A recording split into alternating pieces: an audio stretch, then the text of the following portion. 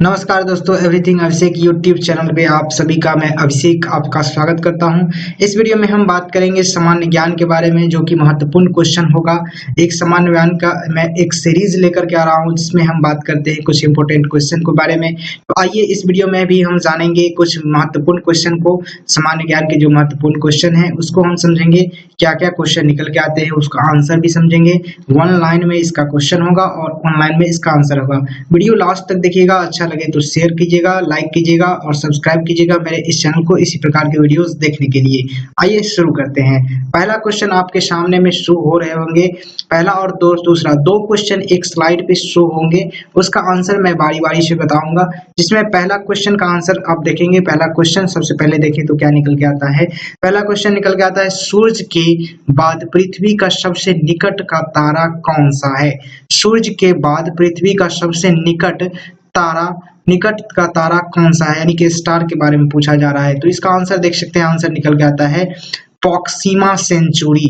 Proxima Centauri है जो कि पृथ्वी का सबसे निकट का तारा है सूर्य के बाद। नेक्स्ट क्वेश्चन, सूर्य भी एक तारा है, आप लोग जानते होंगे।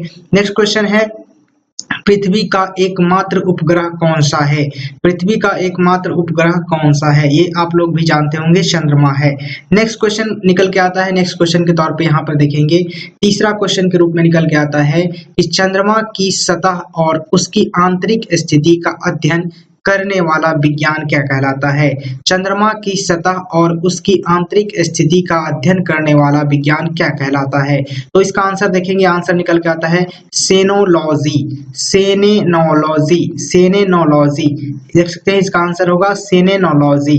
नेक्स्ट क्वेश्चन निकल के आता है, क्या तो देख सकते हैं, नेक्स्ट क्वेश्चन निकल के आता है, चंद्रमा पर धूल के मैदान को क्या कहते हैं। चंद्रमा पर धूल के मैदान को क्या कहते हैं।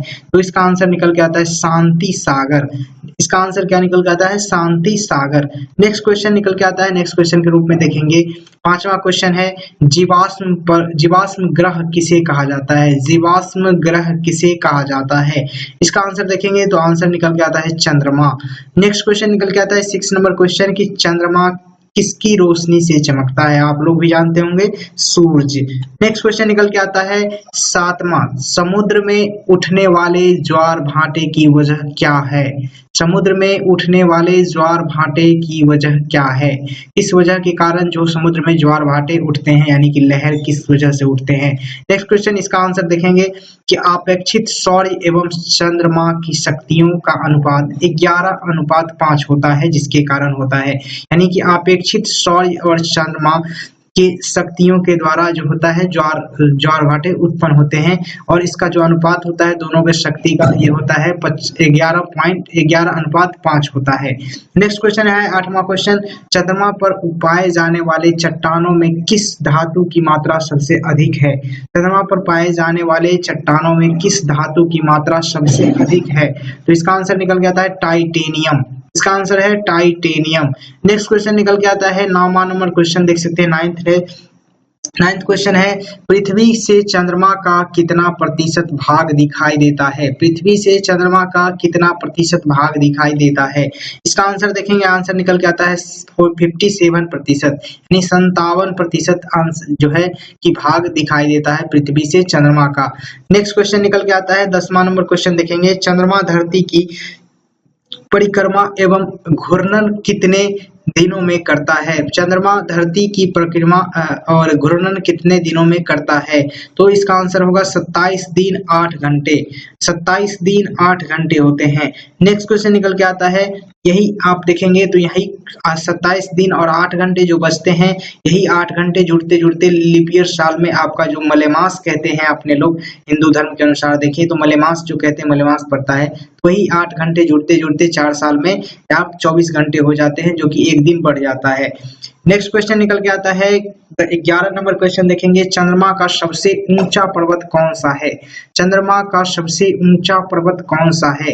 इसका आंसर देखेंगे, निकल के आता है लिबनिटीज पर्वत। लिबनिटीज पर्वत है जिस पर चंद्रमा का सबसे ऊंचा पर्वत है, जिसका नाम है लिबनिटीज पर्वत। नेक्स्ट क्वेश्चन है 12 नंबर, चंद्रमा पर सबसे पहले पहुंचने वाला अंतरिक्ष यात्री कौन से हैं। चंद्रमा पर सबसे पहले पहुंचने वाले अंतरिक्ष यात्री कौन थे। तो इसका आंसर है नील आर्मस्ट्रांग एवं सर एडविन एल्डीन महोदय। नील आर्मस्ट्रॉन्ग एंड एडविन एल्डीन महोदय। नेक्स्ट क्वेश्चन निकल के आता है 13 नंबर कि चंद्रमा पर कब अंतरिक्ष यात्री ने पहुंचने में सफलता पाई। चंद्रमा पर कब अंतरिक्ष यात्रियों ने पहुंचने में सफलता पाई। तो ये इसका आंसर देखेंगे, आंसर निकल के आता है 21 जुलाई 1969 यानी 21 जुलाई 1969 ईस्वी में। नेक्स्ट क्वेश्चन निकल के आता है 14 नंबर क्वेश्चन देखेंगे, चंद्रमा पर पहली बार पहुंचने वाला अंतरिक्ष यात्री किस यान से गए थे। चंद्रमा पर पहली बार पहुंचने वाले अंतरिक्ष यात्री किस यान से गए थे। तो इसका आंसर निकल के आता है अपोलो 11। अपोलो 11 के द्वारा चंद्रमा पर पहली बार जो है नील आर्मस्ट्रॉन्ग एवं सर एक और वैज्ञानिक थे वो गए थे अपोलो 11 के द्वारा। नेक्स्ट क्वेश्चन निकल के आता है कि 15 नंबर क्वेश्चन देखेंगे कि प्रकाश चक्र क्या है। प्रकाश चक्र क्या है। प्रकाश चक्र है वैसी काल्पनिक रेखा जो पृथ्वी के प्रकाशित और अप्रकाशित हिस्से को बांटती है, उसे प्रकाश चक्र कहा जाता है। वैसी काल्पनिक रेखा जो पृथ्वी के प्रकाशित और अप्रकाशित हिस्से को बांटती है, उसे प्रकाश चक्र कहा जाता है। नेक्स्ट क्वेश्चन है 16 नंबर, पृथ्वी के परिभ्रमण की दिशा क्या है। पृथ्वी के परिभ्रमण की दिशा क्या है। पृथ्वी की परिभ्रमण की दिशा है दीर्घवृत्तीय। दीर्घवृत्तीय। नेक्स्ट क्वेश्चन निकल के आता है 17 नंबर, एपसाइड रेखा क्या है। एपसाइड रेखा क्या है। देख सकते हैं एपसाइड रेखा है उपसौरिक। उपसौरिक एवं अपसौरिक को मिलाने वाली, देख सकते हैं अपसौरिक को मिलाने वाली जिसको बोलते हैं, यहाँ मिस्टेक है, मिलाने वाली काल्पनिक रेखा सूर्य के केंद्र से गुजरती है, इसे एपसाइड रेखा कहते हैं। यानी उपसौरिक रेखा और अपसौरिक रेखा दोनों को मिलाने वाली काल्पनिक रेखा जो सूर्य के केंद्र से गुजरती है, इसे क्या कहते हैं, एपसाइड रेखा कहते हैं।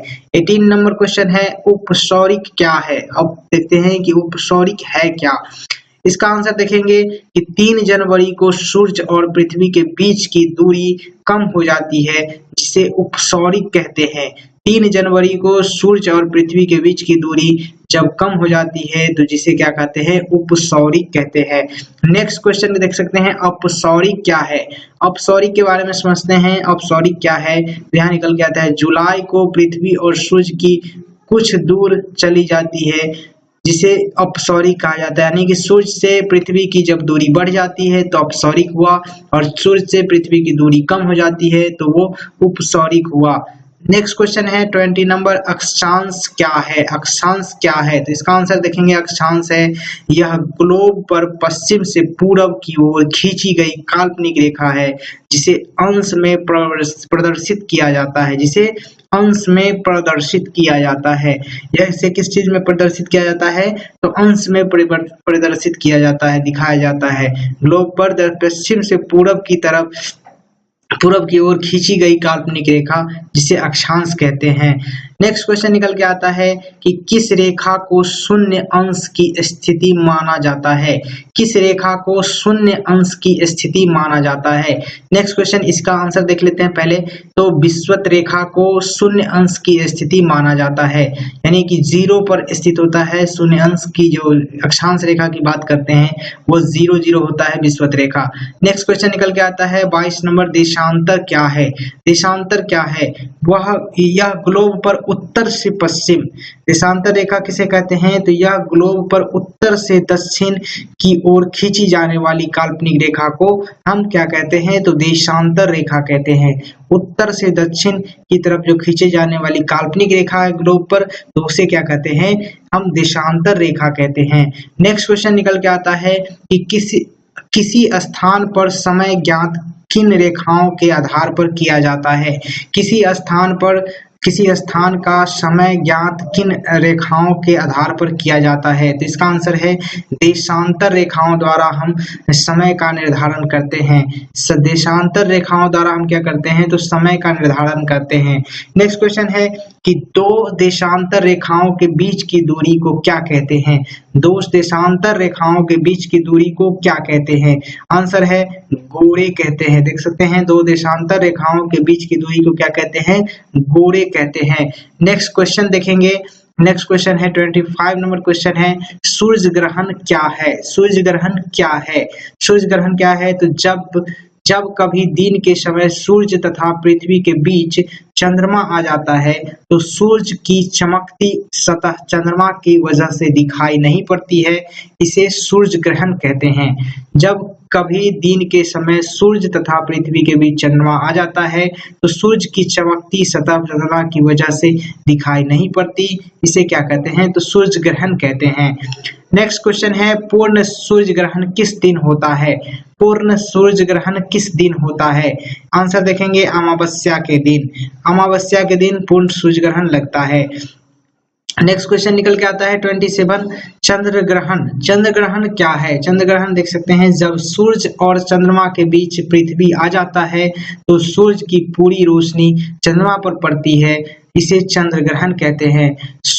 जब सूर्य और चंद्रमा के बीच पृथ्वी आ जाता है तो सूर्य की पूरी रोशनी चंद्रमा पर नहीं पड़ती है, इसके कारण क्या लग जाता है? चंद्र पर चंद्र ग्रहण लग जाता है। नेक्स्ट क्वेश्चन निकल के आता है, पूर्ण चंद्र ग्रहण किस रात होता है? पूर्ण चंद्र ग्रहण किस रात होता है? तो पूर्णिमा के रात को पूर्ण चंद्र ग्रहण लगता है। नेक्स्ट क्वेश्चन के तौर पे देखें तो नेक्स्ट क्वेश्चन निकल के आता है, समय का निर्धारण कैसे किया जाता है? समय का निर्धारण कैसे किया जाता है? तो इसका आंसर देखेंगे, आंसर निकल के आता है, एक देशांतर का अंतर होने पर समय में 4 मिनट का अंतर होता है। चूंकि पृथ्वी पश्चिम से पूरब की ओर घूमती है, इसीलिए पूरब की ओर बढ़ने पर प्रत्येक देशांतर पर 4 मिनट बढ़ जाता है और पश्चिम जाने पर प्रत्येक देशांतर पर 4 मिनट घट जाता है। इसका फैक्ट हमने बता दिया कि समय का निर्धारण कैसे किया जाता है, तो देशांतर रेखा के द्वारा किया जाता है। देशांतर का अंतर होने पर समय में 4 मिनट का अंतर होता है। चूंकि पृथ्वी पश्चिम से पूरब की ओर घूमती है, इसीलिए पूरब की ओर बढ़ने पर प्रत्येक देशांतर पर 4 मिनट बढ़ जाता है और पश्चिम की ओर जाने पर प्रत्येक देशांतर पर 4 मिनट घटते जाता है। इसी वजह से हम समय का निर्धारण कर पाते हैं। नेक्स्ट क्वेश्चन निकल के आता है, अंतरराष्ट्रीय तिथि रेखा क्या है? अंतरराष्ट्रीय तिथि रेखा है 180 डिग्री देशांतर और अंतरराष्ट्रीय तिथि रेखा कहते हैं। 180 डिग्री देशांतर रेखा को हम क्या कहते हैं? अंतरराष्ट्रीय तिथि रेखा कहते हैं, जिसको हम ग्रीनविच रेखा भी कहते हैं। नेक्स्ट क्वेश्चन के तौर पे देखें तो नेक्स्ट क्वेश्चन नेक्स्ट वीडियो में आएगा। इस वीडियो में बस इतना ही। तब तक के लिए जय हिंद, वंदे मातरम। Thank you for watching this video. Like and share करते जाइएगा, सब्सक्राइब कर लीजिएगा, बेल आइकन प्रेस कर लीजिएगा इसी तरीके के वीडियो देखने के लिए।